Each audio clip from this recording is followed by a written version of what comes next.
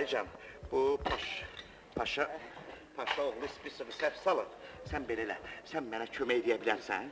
Ne demek? Qonaqlar kimdir, nəçidir?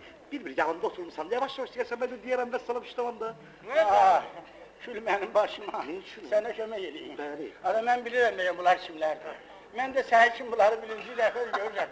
Bunları harda tanıyıram mən sizə sənə nişan verim. Bəyəm, Ben sən... tanımıram. Ay dayı. Tanımıram. Başa şirəni, sən bəyəm, bizim bəyin atası deyilsə...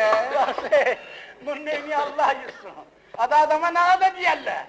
Ada atası yok. Atası ölü. Başa düşdüm də dayı. Öldü. Paşa paşaqlı. Ölü. Sən neysə, bax. Ben onun Dayısı.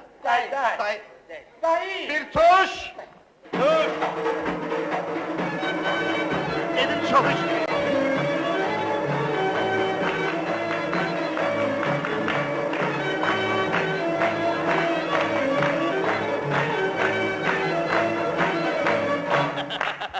Day biraz çok içim. Bayağıdan led artıran penceğini içme.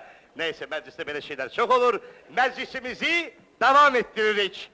Ay kişi, zalimin oğlunun dilinden elə bir dürrü cevahir tökülür. Deyirəm ölməyeydim, o günü göreydim ki, Kamil balamızın da qabağına bir halal süt əmmiş çıxır, onun toyunda belə sındıra oynayaydık.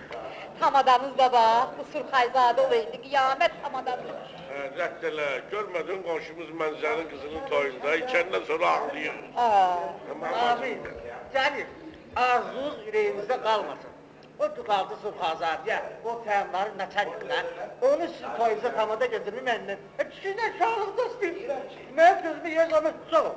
Onu görə deyirəm ki, bax, hamınız mehriban olun, xoşbəxt olun.